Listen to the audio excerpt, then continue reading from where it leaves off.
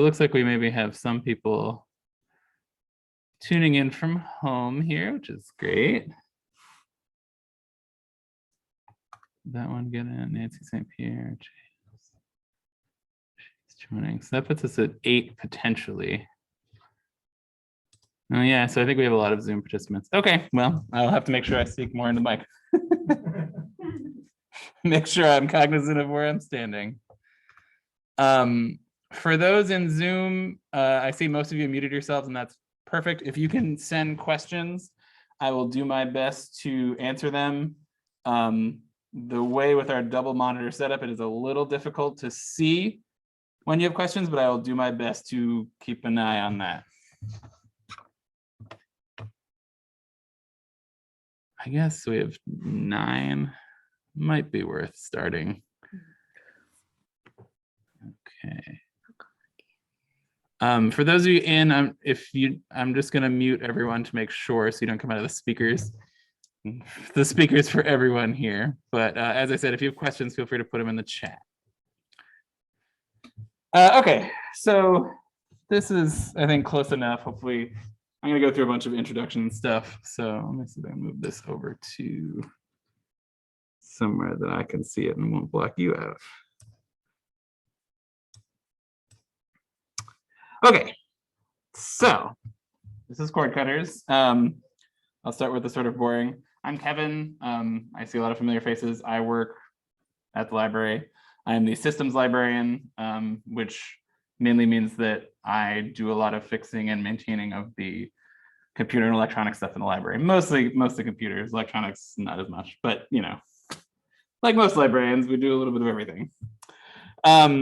We, as was mentioned earlier, we had planned to have this presentation right about in March of I guess it was 2020, right before the pandemic started, and we unfortunately had to cancel. So here we are again. We actually had a different presenter planned. It was not one of the librarians. We had an external presenter, but he was not able to make it back. So for now, we're doing this here. We're going to talk about cord cutting. Obviously, the main reason most people are interested in cord cutting is cost saving.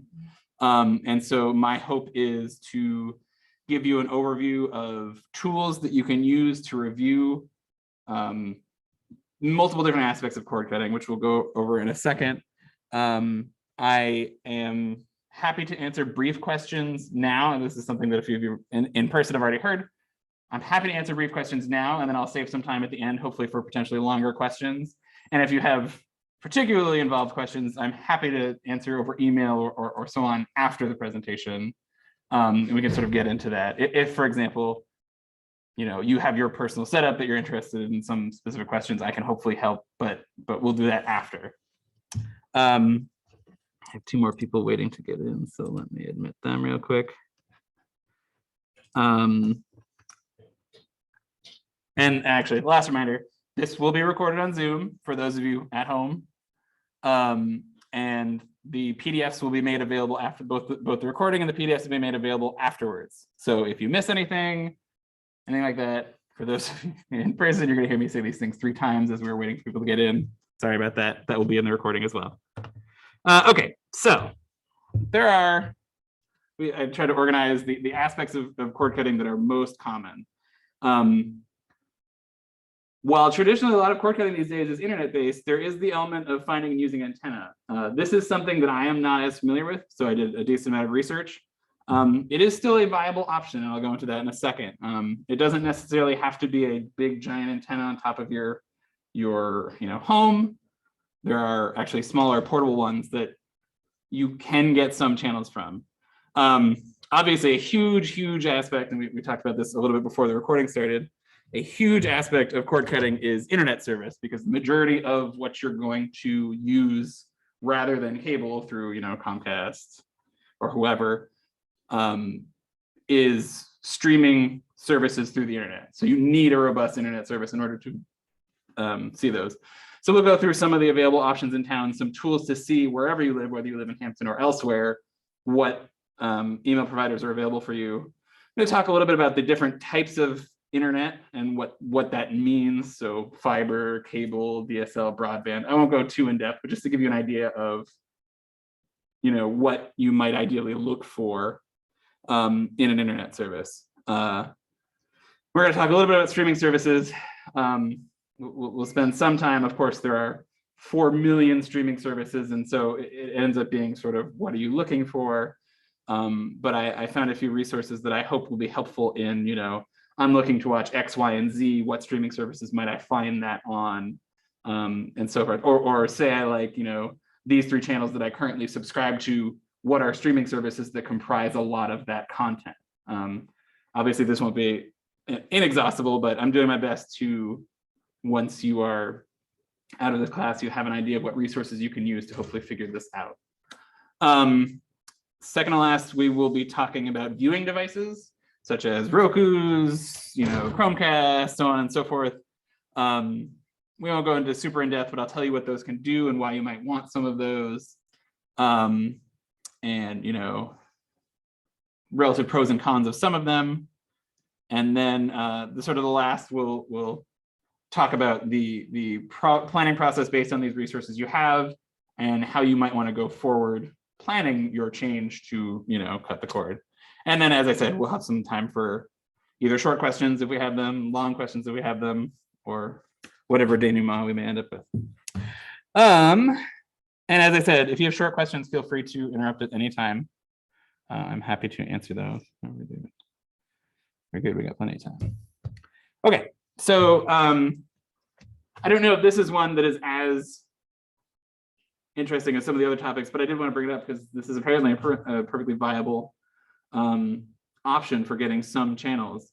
So in addition to streaming services, you can use antennas. And for the semantic amongst you, this is apparently the correct plural, antennas. Antennae is for insect appendages, for fun fact. Anyway, I thought I was using the wrong one the whole time. I was using antennae and it didn't sound right. And so it turns out the electronic is antennas. Anyway, not as important, of course, but so you're not going to get as many packages as you would say in a cable package or in some of these streaming services, but there is, in the US, they're transmitted over the air via a system called Advanced Television Systems, Advanced Television System Committee, ATSC. They broadcast unencrypted digital television signal, and they can be picked up with antennas. I'm going to go over what this graphic is in a second, but basically, there are some tools, and we'll use one in just a moment. We will use one of those tools to see the channels you can get. This graphic is from channels that I pulled from this zip code, specifically the library's location. You'll see in the green, those should be fairly easily accessible, regardless of the type of antenna. Yellow is a slightly weaker signal, and then orange and red, you might have some difficulty getting that, but there's a possibility. Let me just mute here. Okay, so let's take a look at, in fact, this, and I'm gonna have to pull this over so you can all see it. So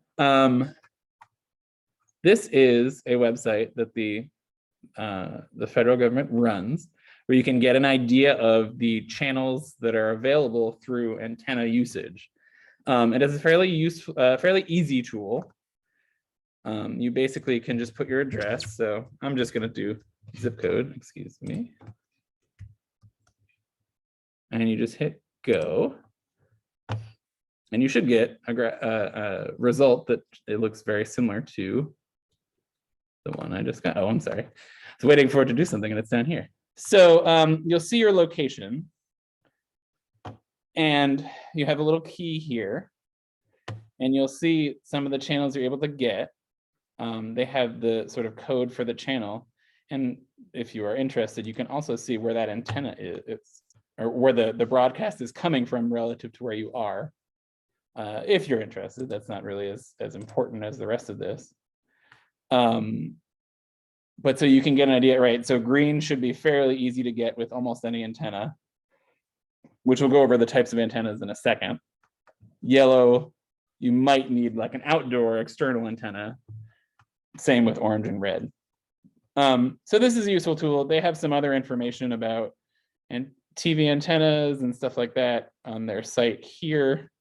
Most of it is more bureaucratic stuff that you will be less interested in, but this is a useful tool. I also include this tool, a link to it in the sort of references. So if you ever want to come back to it and take a look, that is an option. So let's talk about, bring this back for those at home. Come back to our presentation here. So there are two main types of antennas. And actually I took these images, in fact, from an antenna manufacturer called, I think, Channel Master. These were their two main types. Of course, the second one, the external antenna, you've all seen. We used to use those, right? We used to have those before we had cable and so forth. I remember when I was a kid, we had one on the top of our house. It was very cumbersome. Those still exist, and those can be used to get some of those channels mentioned in the previous slide. They also make indoor antennas, and you'll see the one on the top. It's sort of goofy, right? It looks like it just kind of sticks to the wall, and apparently that is, it plugs, the coaxial can plug into your TV, and you just kind of stick it to the wall. Those, of course, are going to have less reception than the external ones. But that is an option for getting some limited amount of channels. I am, as I said, of any part of this presentation, I am the least, I have the least expert knowledge in. This is all from research that I've done. But based on what I was reading, those green channels you should pretty easily be able to get even with the indoor antennas. It's the other ones you may need something more advanced. And this aspect of this presentation is probably the smaller one, but can be used to supplement later on for local news channels and stuff like that. Can be nice. Also, for those looking for sports, local sports stuff is often something that is harder to get through some of the streaming services without spending more money. So that's I'm just looking through my notes real quick. The other aspect of antennas that is of some use to people, if you are interested in looking to an antenna, I have a link in the further reading at the end. Dish TV actually has a service where even if you are not a subscriber, you can have them pay them to install an external antenna for you. So if that is something you're interested in doing, there is a link. I guess there's a very specific number you call for them, and they'll charge you a small amount of money to install one for you. You do not have to be a subscriber. You do not have to be a customer. It is just its own little service. I am assuming it is not a huge service that they do, but it is a service that they do offer. So that will be in the links at the end. So that's mostly antennas. I think that is probably one of the topics that people are least interested in here, but it is available. Internet service providers. This is probably a big one that people are interested in. I have another tool that I'm going to show you in a second that goes through providers specifically in Hampton. Although, well, I should say whatever zip code you put in. The reason internet is important for cord cutting, of course, is because you need a reliable internet connection to stream stuff over the internet. That's just, that's pretty classic. We'll go a little bit more into speeds and how speeds work in a second. But there are a number of tools out there which let you see, any location. Let's say you're looking for your mother, where your mother lives or something like that. You could put in their zip code, and I'll show you in a second how it works. The providers that I found through this site, which most of you are probably familiar with, there were others, but I included what they considered the top 5 as far as reach within the zip code of Hampton. So Comcast, of course, everyone is familiar with. Fidium, which previously Consolidated. Consolidated has always been a company. They have created a new company called Fidium for their fiber. There are various reasons that companies can make new names for their subsidiaries, and that is its own thing. But so Comcast offers traditional cable internet. Fidium offers fiber internet. Viasat and HughesNet are satellite options. Right, Comcast is coming literally from the coaxial cable that goes in your home. Fidium and Consolidated are fiber, which is a slightly different cable that would go into your home. Viasat and HughesNet, right, they're taking a signal from satellites. And then T-Mobile Home Internet is one of a couple options of fixed wireless. which is very similar to satellite internet, but rather than pulling it from a satellite, it's pulling it from a cell tower effectively. There's slightly more to it than that, but anyway. So let's take a quick look at Broadband Now, which is a tool that has a lot of different resources in addition to just having this useful tool. So this is coming up specifically with Hampton because I already did it. And so providers for 03842, right? You can see, and they give you an idea of how much coverage they have in the town, the price range. Some of you might suggest this price range is not quite accurate, and that is through that is through a variety of factors, right? They are suggesting just raw internet without any other cable. They often are also, shall we say, being generous with the companies by giving the promotional rates, whereas with a lot of these companies, right, if you're 5 years in, you'll find that your rate is not the same that it once was because they're no longer giving you promotional rates. So take the price range with a grain of salt. This is more useful to see speeds they have and where they reach, right? They mentioned their internet speeds, which we'll go into sort of the finer details of internet speeds in a second. They do have a phone number for each provider. You can view plans and prices, which typically just is a link to the external provider. You've probably seen these before.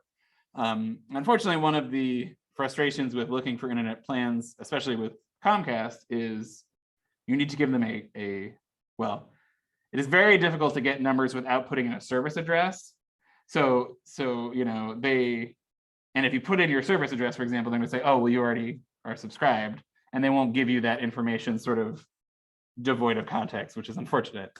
Unfortunately, right, as a business, it is sadly in their interest to not give people all the information they want. So you kind of have to dig around to find that. This is the unfortunate truth.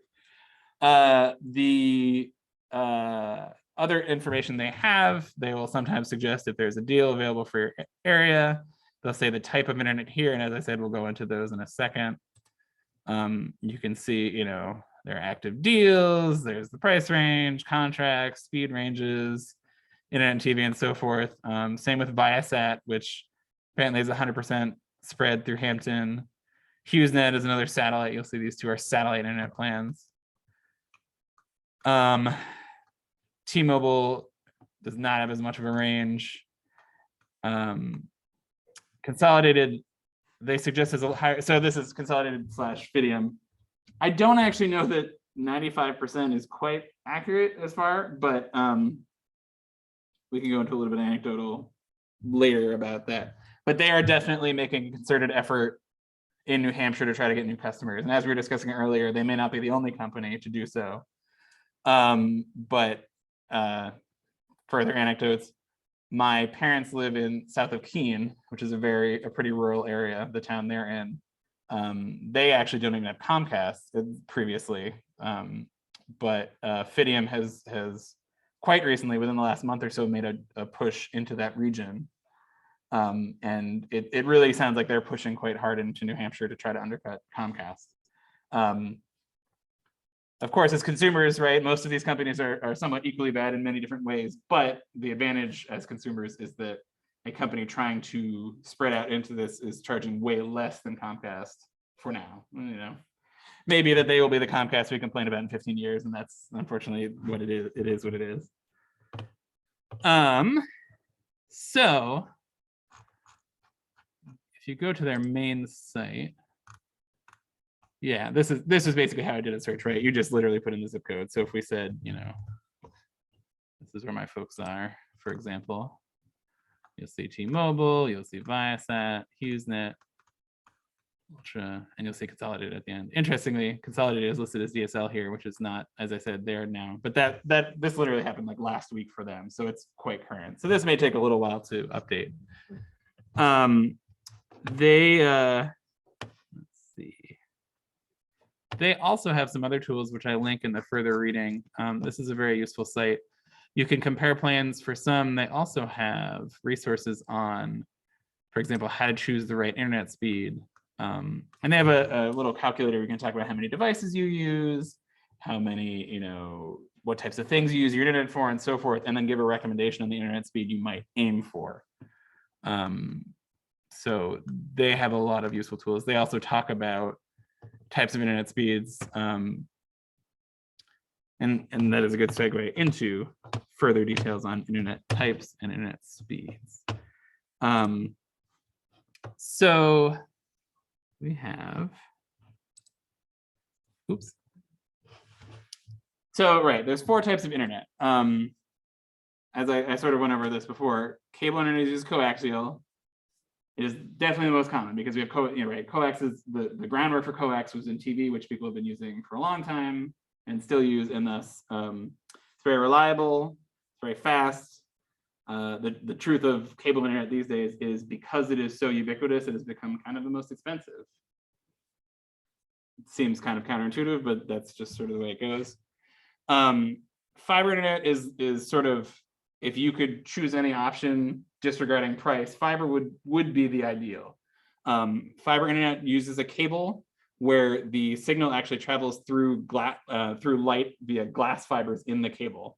It is obviously, in theory, it is the fastest and most consistent option. You know, it is not as common in rural areas like a lot of New Hampshire as it is, but all else being equal, you know, putting aside companies and so forth, if you want reliable internet, fiber would be the ideal. So when possible, fiber is great. Satellite has, especially in this state and other rural states, been kind of the option you have to go to because DSL or cable weren't necessarily always an option, particularly in sort of the middle of nowhere. Not to keep going on the anecdotal of my family, but the satellite internet was all they could get outside of dial-up for many years. Satellite internet is definitely better than dial-up, but the problem is that it can be sort of inconsistent. And unfortunately, with stuff like streaming, consistent speeds are really what you want, because otherwise you're going to get buffering, you're going to, you're gonna have to sit and wait, and so forth. Fixed wireless internet is basically the same, ultimately quite similar to satellite internet. It's just more reliable. If we were to talk about, say, the order in which you might want to seek these, right? Fiber would be the ideal, cable would be next level, and then sort of fixed wireless and satellite. But unfortunately, it's not always something where you get a choice. And that's probably why everyone is here, because that's sort of, you kind of have to make do with what you've got. So we sort of get to the question of how do you choose the best provider? And sometimes there's not always the best choice. I think what we've learned in this room, just from brief discussions before starting, is sometimes you're just stuck with you're stuck with Comcast, for example, or whatever, because no other service can compete. Now, as people are trying, as we have more business coming in, we have Fidium and Consolidated and other companies trying to do fiber, right? There's Google Fiber for a period in certain areas, and so on and so forth. Hopefully we'll have more options. But here I'm gonna hopefully give you a couple baselines. Pretty much if you're gonna be streaming internet, which is to say, I assume everyone, you're gonna be aiming for a minimum of 25 megabits per second. Mbps is the abbreviation we use for internet speeds. It can be somewhat counterintuitive because when we talk about computers and storage, right, there's megabytes. Megabits are actually slightly different. For what that's worth, 25 megabits per second is not the same as 25 megabytes per second. I won't go into the details of that because it doesn't really matter, but just in your head, be aware that that is different. That being said, so 25 megabits per second is really what you want as the absolute baseline if you're going to stream anything. Realistically, more than that is always better. Although speed is not necessarily the most important. I mean, right? You want speed and you want consistency, and that's why fiber is great. It has extremely high speed and it's very consistent. Cable should typically be. There's other concerns that I won't go too much into this presentation because they're sort of minutia, but you can have great internet speed, But if you have really thick walls and all your devices are wireless, you may not still find that you have consistent internet speed. We have occasional struggles in this library because these walls are really thick. And so we have these access points around in the library, but it can be inconsistent. Also, we have right, if we have many patrons with their cell phones and so forth, you have wireless interference. Sort of rule of thumb, if you have the wiring in place for Ethernet cables for your devices that are streaming, that is always ideal, because cables are always going to be more consistent than wireless. Not to say wireless is bad, and wireless is super convenient. But one of the aspects of streaming is you need that consistent speed. And so within your house, once you have decided whatever your provider is, if you can hardwire the components that you're going to be streaming to, that is definitely ideal. It can depend on a lot of factors, and that's why I'm not going to go into that too much. But and yeah, I have that at the end there. So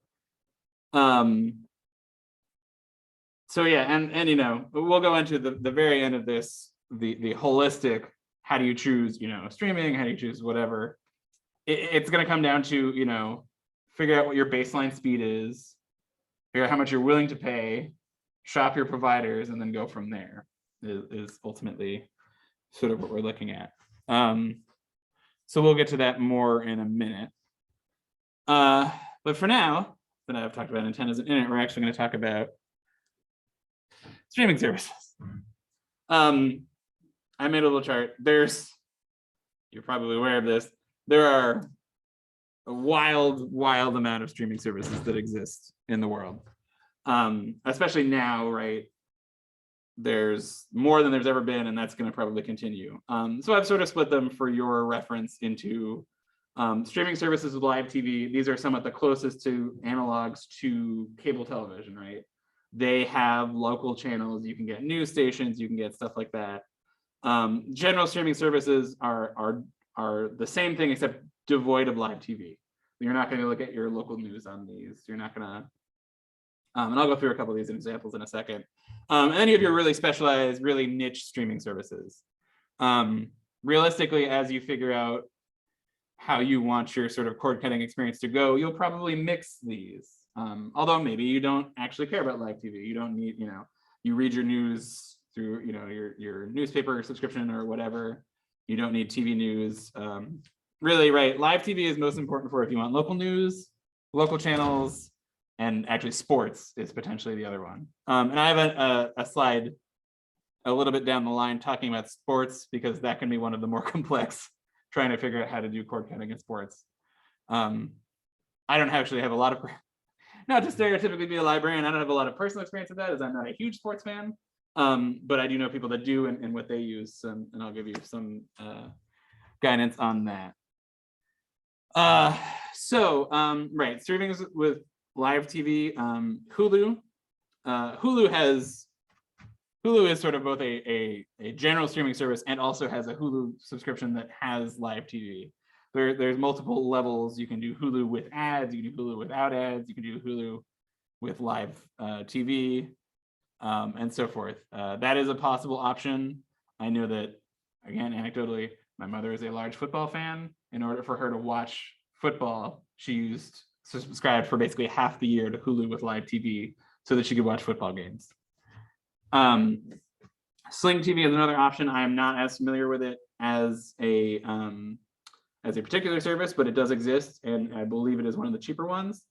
Also, as I'm just talking at you about streaming services, I do have a tool on a couple of the next pages, some of them that compare these both in price and offerings within them and shows that they have. I don't expect, you know, I'm not going to go through the nuance of, you know, which of these are better than others at this moment, because it's really a decision you're going to have to sort of research and figure out yourself, right? There's no, I can't speak for everyone to say that Paramount Plus is the one for you, you know, whatever. So yeah, Paramount Plus, YouTube TV, those are more live streaming, live TV. General streaming services, you've probably heard of some of these the most. Netflix, of course, being like the sort of maybe not the first actual streaming service, but generally the first big one. HBO Max is newer. It has a lot of the HBO shows and movies. Apple TV Plus, especially if you're into the Apple infrastructure, that's probably been pushed to you. They have a lot of, and actually all of the ones in sort of the general streaming services, right? They have a lot of original content that you potentially will get there that you may not be able to access otherwise.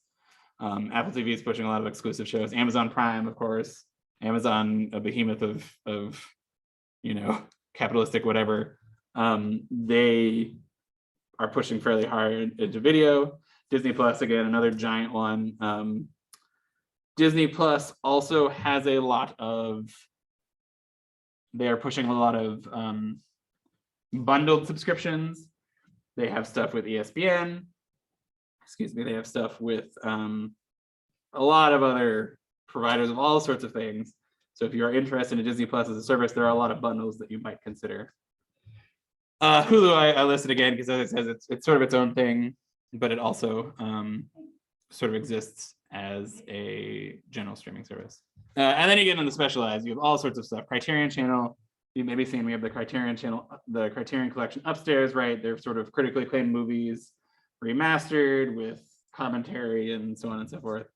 Discovery Plus is Discovery Channel. IndieFlix is more indie movies. Shudder is specifically horror movies, if that's sort of your area. Crunchyroll, if you have kids or teens, sort of stereotypically anime, stuff like that. BritBox has a ton of the, if you like all the British shows upstairs, Midsummer Murders, et cetera, et cetera, et cetera. BritBox has a lot of those and a lot of the BBC shows.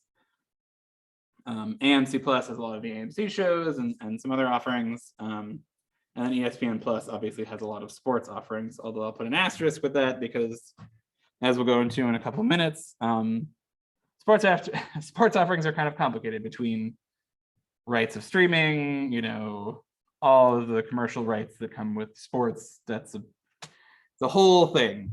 So that's a little overview of some of the possible streaming services. So yeah, I have a couple tools that I found. These are referenced here, and they're also referenced at the end. Suppose.tv is the one we're going to look at in a second. If you are not familiar with Reddit, it's a sort of social media service, I guess not exactly akin to, somewhere between like Facebook and like an old school internet forum, but Reddit is something that has can be niche communities within it. I happen to find that there was a very well documented cord cutting wiki that they created with a massive amount of citations, links, and so forth. So I sort of linked the top level of this that you could potentially poke through. They had stuff for going through live TV. They had stuff for going through sports. They had stuff for going through, genre type stuff. Another site I found was Streamable, which had it seems like they do a yearly presentation of the comparisons of many streaming services and what they consider some of the best value for your buck. And then Cord Cutters News was another one, very large website that specifically has information just related to cutting the cord. Cord Cutters News is very nice. They do a lot of yearly 2022 sports aggregation of all the places to look at sports for streaming in 2022. They did yearly recommendations for in 2022 what are the best streaming devices and so on and so forth. Sometimes I find when researching stuff as a librarian, finding hobbyists who are very into the field are kind of the place to go. And Cord Cutter News definitely seems to be that. It is a lot of people who are extremely invested in saving as much money as they can while streaming what they want to stream. And so Cord Cutters News is a potential resource. I'm going to show you Suppose.tv. I'm just going to show one of these, but I would, as I said, this will be made available to you afterwards. I recommend looking through all of these because I think they're very useful tools for going through this. So yeah, I'll click on Suppose.tv. It is a little overwhelming, but it is a useful service for reasons that I'll show you in a second. It also is kind of an amusing graphic here. So I'm actually going to come over here because I can't quite see it. So you can look up channels that you are, say there's a channel you really like, and it will give you, if we say we wanted Fox, right? You can get an idea of, and this you'll see there's lots of options for a potential subscription that you might use to get that service. They do include cable here, so but you can, for example, you can say you want to spend more money, less money, you need more streams, you want DVR, maybe you are only interested in, you're looking between, say, Disney Plus, ESPN Plus, Apple TV. You can narrow it down to those ones. Or say you bought a Roku, for example, and you're only interested in ones available as a possibility in a Roku. You can narrow this down. So this is a really nice tool. It's kind of overwhelming, the amount of information, but this is probably the librarian of me speaking. Having the option to facet my search to exactly what I want, it can be really beneficial. And so you could go through here and you can choose multiple. Say, I wanted Showtime and I wanted this, that, and the other thing. Obviously, the more you put, the less options that you'll have, because you're not going to necessarily find everything in one package. But this will give you an idea of what is available. You'll see they mention that they have them. They mention they have other channels, all sorts of, overwhelming amount of information potentially. But they have other services. You can enter your email address to receive alerts from them if you're really that invested. Anyway, they have a ton of information. You can also choose your area. I think it defaults to Boston. I believe you can just put your zip code. I am imagining the Boston area won't super change that, but let's say we choose Hampton Beach. You'll see the same options. And just to reiterate, this is specifically for going between streaming services. This is not specific on your internet, right? That's sort of a separate thing, another part of sort of cord cutting. But yeah, so this is a great tool if you absolutely must have a certain channel, but you're looking for what streaming services to use. This can give you an idea of which combinations you might use, or say you're invested in a specific streaming device like a Roku or whatever. This can tell you what options you'll have for getting the things that you want on that device. So yeah, and as I said, very large amount of information, but very useful to be able to click through. And they have prices and stuff too, which can be super helpful, of course, because that's one of the most important parts based on budgets. So I'm gonna minimize this. We're back to the presentation here. Actually, okay. Oops.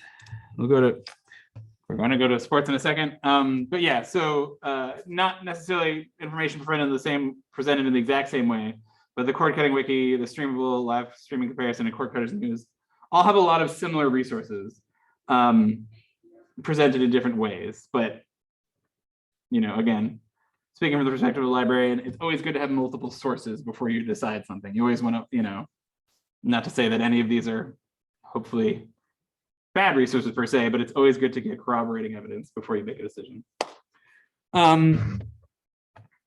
So yeah, sports is a big one. Sports can be somewhat difficult to do because not all of them have a clear-cut option. The one I put first is the easiest one. If you like baseball, actually, this is fairly easy to do. They have a subscription service, MLB.TV. You can subscribe to it yearly. The price varies per year. It's kind of funny. They decide it basically at the beginning of the season, although it is relatively cheap. Anecdotally, both of my dads are into baseball. That is to say, my father and my mother-in-law, or excuse me, my father-in-law.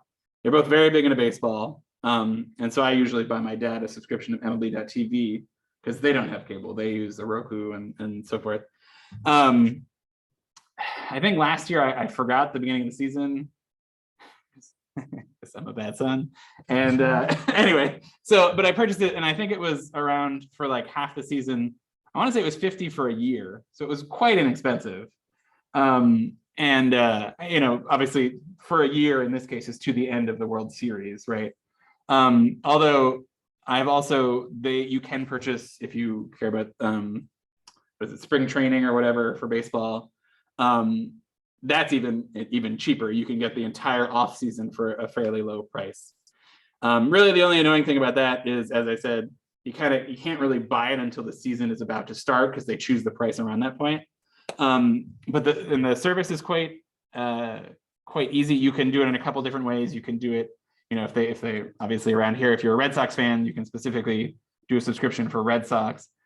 Generally speaking, you'll get all the games your team needs, although they have some funniness with deals with certain teams, right? If your team is playing and another team's won, based on some of the ways, you might miss a handful of games with this service, but it gets you most of them. I heard very little complaints, although I will confess that my father and both of my fathers are Yankees fans, sorry to say, but it is what it is. Basketball is actually another one that has a fairly straightforward answer. You'll notice I put these in the order of easier to talk about because the answer is simpler versus not. The NBA League Pass is something you can also purchase yearly. It is a bit more expensive, I believe, than MLB.TV, but is an option that is available that should have all seasonal games. I have less personal experience with this one, but it seemed fairly straightforward. Football, of course, is one of the big ones. They don't do an analog to MLB.TV. They don't do an analog to the NBA League Pass. There's no one catch-all where you say, I would like to subscribe to this digital service and get all of that. Unfortunately, you typically will need to either do some mixing and matching of either actual live TV via antenna or cable, or getting one of those streaming services that has live TV. As I said earlier, for my mother, she wanted to watch football. She subscribed to Hulu with live TV for half of the year in order to get those games. That said, I know that Amazon has been putting a lot of money into football, and I believe it is Thursday games in the upcoming, whatever, it just ended. So I guess technically it's still the 2022 to 2023 season. Thursday night games you will get. So if you have Amazon Prime, you can watch those. It is only, as far as I know, the Thursday night games. So that of course still lets you to pick up the pieces. If you must absolutely watch every game, you're going to have to be more creative. And sort of poke through those. I have, not in this slide, but at the end in the further reading, I put a couple links specifically if you are invested in sports. I wasn't sure if anyone here specifically was, but I figured that is a popular thing, and so I would include some resources. Cord Cutters News that I mentioned previously had a large multi-section thing if you are interested in trying to stream sports. They have a lot of guides to give you an idea of what you want to look at. I believe the Reddit one, also the Reddit large wiki for cord cutting, also included sports. I'll go through it quickly. Golf has a subscription bundle with Disney Plus. I did not see an option to do it as itself. That doesn't necessarily mean that it doesn't exist, but it appears that that might be a bundle thing. And similar, Soccer Premier League is bundled with Peacock. Of course, there's more than just the Premier League for those people who are into soccer. Those are going to be various options you will have to look into. And for this, as I said, I recommend looking through some of the links that I provide at the end to figure out, if you're interested in that, what you might want to go into. I'm going a little slow, but I think we're actually getting there. The last major bit before we talk about sort of overall planning, which I've also been talking about sort of on the way. So streaming devices, right? In order to do these streaming services, you need some sort of device that interfaces with TV, except actually if you have a smart TV. A lot of TVs these days are sort of by default, whether you like it or not, smart TVs. Definitely if you are not interested in tinkering around, that is the easiest option. If you need to get a TV anyway, or if you already have a TV that is a smart TV, a lot of them will have native apps for a lot of the common streaming services. Netflix, Disney Plus, a lot of them will have built-in apps, or you can download apps for your TV like you would download apps for your phone. That is definitely the easiest option. It is not always the best option per se, but that's sort of up to you if you are interested in playing around with it or not, right? That being said, I would say most TVs that you purchase, in the last couple of years and onward are going to be some level of smart TV. So maybe you're just looking at sort of getting started. You can definitely try some of those services out with the built-in aspects of your smart TV. There's a million other devices, and not to sound like a broken record, I'm not going to give personal recommendations per se. I'm just going to give an overview what those devices are, and I have a bunch of resources you can look at to sort of compare them. Roku is one of the most commonly known ones. They are sort of their own thing. Apple TV obviously is a good option if you are already invested in the Apple infrastructure. It plays nice with all your other Apple objects. It's easy to screen share, so on and so forth. Same is true for Chromecast as for Android. Chromecast runs on a, as my understanding is, a modified version of Android, which is on many phones and so forth. Chromecast also is a sort of smaller, cheaper device. It is fairly, I think they maybe now have set-top boxes. I'm not as familiar with them these days as a couple of years ago. And another Amazon Fire TV. And right, most of these are sort of different flavors of the same thing, ultimately. Occasionally you will have some conflict between, when Amazon and Google were having a little bit, you couldn't potentially get some of the services of one or the other on those devices. I think that I would say Roku is probably one of the most sort of tech company agnostic of them, but generally speaking, these days it's getting more and more likely that you can get any of these apps for streaming services on almost any of these devices. So that's getting to be most of the way there. The last one, which as I mentioned, potentially you already have this. If you already have a Blu-ray player, some of them have apps or have the ability to download apps. Or if you yourself have video game consoles, or if you have kids that have video game consoles, grandkids, whatever, most modern video game consoles can run these apps pretty easily, and you can just download them in the store. And so, you still have to figure out if you're going to subscribe to them and pick which ones and so forth. But if it's something you already have, obviously that can be a nice recommendation, because that's a cost saved. You already have it. You can figure out how to get it to work for this as you need it. So that's a pretty brief overview of streaming devices. I didn't spend as much time on this, as I said, because they all can work. It's just a matter of finding what you sort of prefer. And so this sort of gets to about the end of our hour of me talking about streaming stuff. I'm giving you a lot of resources and hopefully a lot of information that you can find useful, but ultimately it's going to be looking at these and deciding what you want. For me personally, right, I figured out what my budget was, how much I was willing to spend, because sometimes those can be different, And then I also recommend, and this is what my parents did the first time they stopped with cable. You can, right, for a couple of months, you can keep that cable and try out all the streaming services to make sure you like you'll have to, obviously you're spending more money for that period of time. But that gives you an idea to say, oh, maybe this won't work for me, or maybe I need to try something else, or so forth. Speaking of the trying aspect of this, a large majority of the streaming services have free trials, and I would recommend for sure, if you're not sure if your smart TV is a little bit older and you're not sure if the app for that streaming service will work, try out the trial. A lot of them are fairly painless. You can do 7-day trials. Obviously, like the classic with most 7-day trials, they may very well ask for your credit card information, and you need to make sure that you cancel it before they subscribe, whatever. But trials are definitely a way to go. And I definitely recommend when that option is available to you, trying stuff before you make your final decision. It can be really useful. You might find, I think BritBox sounds great, but then you go and look at it and you're like, I don't really, I'm not actually going to watch that many of these shows or whatever. And that's sort of, I said this, or I've said this multiple times, in fact, but it all ends up making a budget and then looking at, choosing what you are looking for, figure out your baseline internet service, figure out that cost, and then go through and figure out the cost of streaming services you're interested in, you think you're interested in. Obviously, some of them are going to be more expensive and some of them are going to be less. The larger ones, the live TV ones, those are going to be way more expensive than some of your niche providers, like, say Shudder or whatever.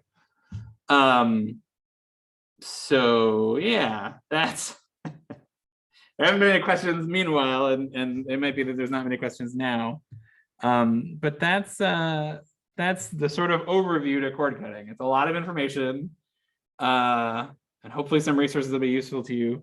On the next page, I have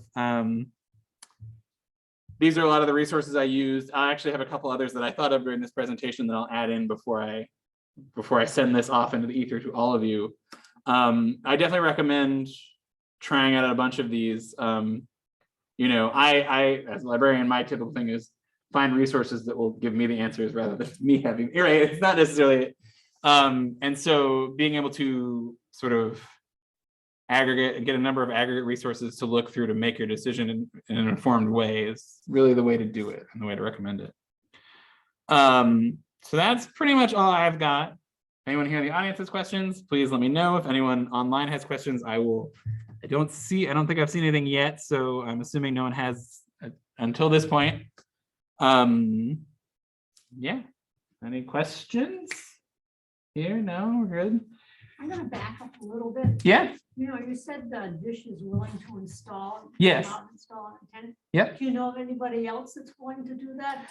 That was the only one I saw. Okay, and I'll repeat for those at home. I had a question about, I mentioned a while back when we were talking about antennas, Dish TV, and this is actually something that I found at Cord Cutters News. The Dish TV will, let me see if I can pull up this. Actually, I think I had the link at the end. Where is it? External antenna installation.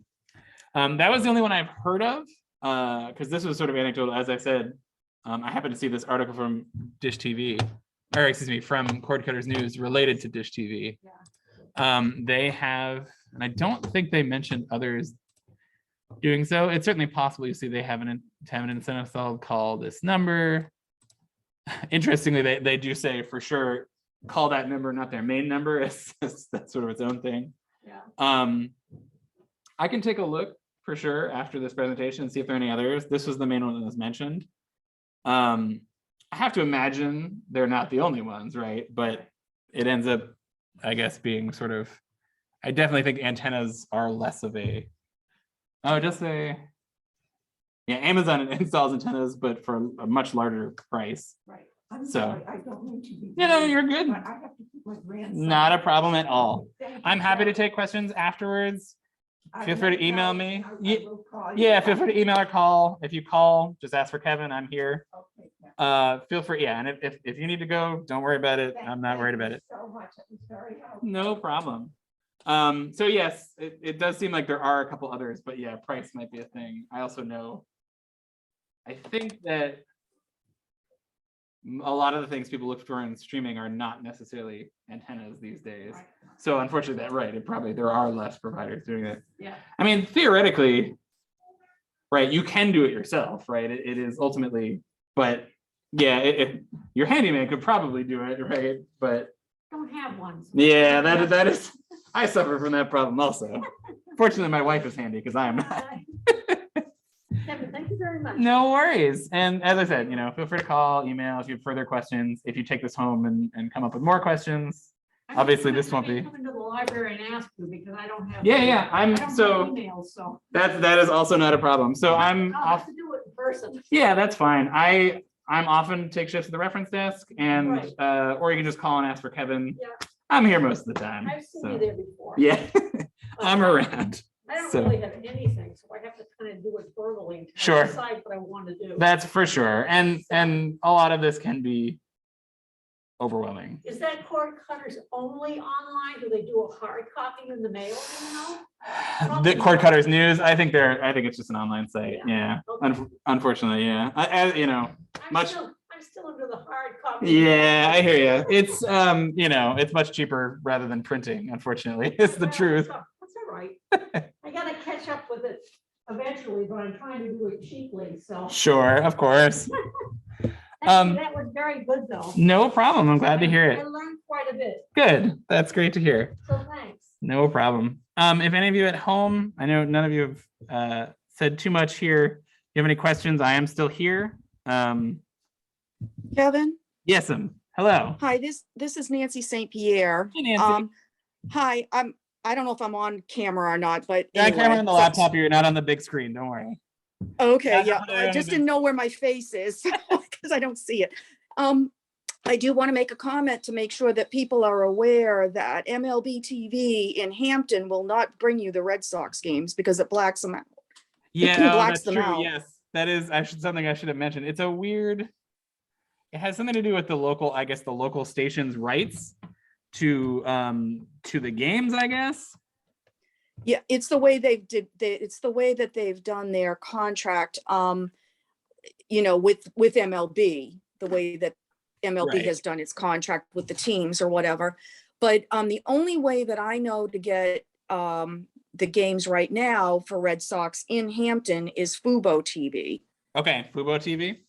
Mm-hmm. All right. YouTube TV did it a few years ago, but they lost that contract somehow with Nesson. And so now the only way to get Nesson is through Fubo TV at the moment. Okay, Till that that's great to know. changes. I Yeah. appreciate that. I will. I'll send that in the email. It may not be tonight, but the email, sort of the Sure. the denouement email. I will mention that because Sure. that's very good to know. I appreciate that. Yeah, it's frustrating. It's all I can say. Sports definitely seems to be, of all the things as far as streaming, sports is really the hardest one, it looks like, to do. And you know, a part of that is sort of naturally the fact that it's a bunch of businesses trying to figure out how they want to make money. And so, Right. you know, they don't want to lose advertising per se. They don't want to, you know, they want to make sure they get whatever, as much as they can. So yeah, I appreciate that. And yeah, that is a frustration. Hopefully some of the, I didn't read through all of them, but on the Cord Cutters News, they had a lot of talk about sort of sports fan guides for sports fans and so forth. And they were fairly recently updated. So potentially that will have some more information, but hopefully, yeah. And I mean, local TV stuff, hopefully, right, for Red Sox, for example, someone else will pick it up, and that's will hopefully just be an option. Right. So, well, thank you for that. Okay, thank you. No worries. Does anyone else have any questions while I'm here? If you don't have them now, feel free to ask afterwards. Send them in, whatever you need. Kevin, it's Mike. I've got a question. Sure. What's up? Relative to cost, did you do any cost analysis on, you know, how far could my current cable bill of $150, let's say, per month take me on streaming? That obviously depends on how much I want, but have you done any analysis on the average savings? Yeah, so I didn't do specific cost analysis because I suppose that would have been a good thing to do for like what I would imagine to be an average customer. That's our average patron. The hard part with that, of course, is right, what services you're interested in doing per se. I know that all I can really do off of that is like anecdote, where basically cutting the for my parents, right, cutting cable and also getting the Fidium fiber, which might not quite be an option yet in town, but should be soon. They were able to cut their bill, I think, by about a third for internet costs, which allowed them to get. And I think they ultimately decided to, you know, I think they dropped. Let's see, I don't know if I have the exact numbers, unfortunately, but they dropped probably, you know, $50 to $80 a month, I would say, and got fairly comparable, with the exception, as I said, sports can be kind of hard in there. Unfortunately, in a lot of cases, it can really depend on your internet service and your bundles, and also sort of what you decide to go with. So I don't have a specific answer for you. Maybe that's something I can come up with after and give you an example of some of those. Because I didn't think to do that myself, just because of the amount of options. That's a great idea, though. I'll see if I can. We're all here for. I appreciate that. I'll see if I can compile that and send it out in the additional information. Actually, the other one that I didn't mention, which I probably should, supplementing your TV and so forth with shows from the library. I feel like I probably should have mentioned that, but I like to think everyone here knows that already as a possibility. Were there any other questions here?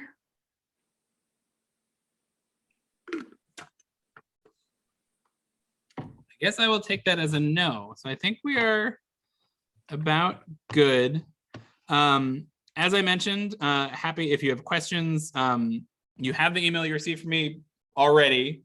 Hopefully either later today or early next week, I'll get out a follow-up email with the PDF, the recording. Might be a link to the recording. I forget how I want to do that. But you always feel free to call and ask for Kevin at the library.